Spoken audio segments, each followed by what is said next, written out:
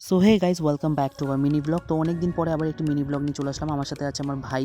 তো দিনটি ছিল মে 6ই মে সোমবার। আমার সাথে আমার ভাই রয়েছে। ও এসছে মুম্বাই থেকে গাইজ এখানে ঘোরার জন্য, কারণ বহুদিন পর আসলো ভাই, তাই ভাবলাম যে একটা ছুটি নেওয়াই যাক ভিলেজ থেকে। তারপরে ভাই চলে গেল। বললাম ভাইকে যে ভাই চল আমরা আজকে বাজার করি দুই ভাই মিলে। তারপর বাবা টাকা দিল যে চল বাজারটা করে এনেছে, ভাইকে বললাম। তারপরে এই যে গাছ ফাইনালি আমরা বাজারে চলে আসলাম গাইজ। এটা হচ্ছে আমাদের কল্যাণী রাস্তা, কল্যাণী এক্সপ্রেস হাইওয়ে যেটা আছে, এই রাস্তাটায় কানেক্ট করে কল্যাণীকে। তারপরে এই যে গাইস এদিকে আমাদের বাজারটা দেখতেই পাচ্ছ, এদিকে সমস্ত রকম মাছ বিক্রি হয়, এদিকে চিকেন। তারপরে দেখতে দেখতে আমরা মুদিখানা দোকানে চলে আসলাম, কারণ আমাকে বিরিয়ানি সমস্ত রকম মশলা চাল টাল এখান থেকেই নিতে হবে। তো সো এখান থেকে নেওয়ার পরে সবজি বাজারে চলে আসি, কারণ ঘরে একটা সবজি নেই। এখান থেকে অনেক সবজি নেওয়ার পরে আমরা আস্তে আস্তে আগাতে থাকলাম।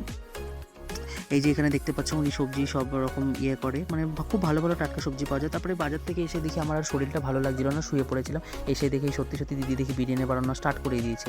আমি আর ফুটেজগুলো নিতে পারিনি, তার জন্য সরি। আজকে সবার ইনভাইট ছিল, আমাদের ভাই, মেজো কাকার ছেলে, ছোটো কাকার ছেলে, সবার সেজো কাকার ছেলে, মানে ভাই বোনদের যত লোক আছে আমরা সব ইনভাইট করেছিলাম, কারণ অনেক দিন পরে একসাথে আমরা সবাইকে নিচে খেতে বসেছি। দেখো তার খাওয়ার মজাটাই আলাদা ছিল। সত্যি কথা বলতে গেলে বিরিয়ানিটা এত সুস্বাদু ছিল যে হয়তো আমি বলে হয়তো বোঝাতে পারবো না, কারণ দিদি রান্না করেছে। দিদি এইসব খুব ভালো রান্না করতে পারে।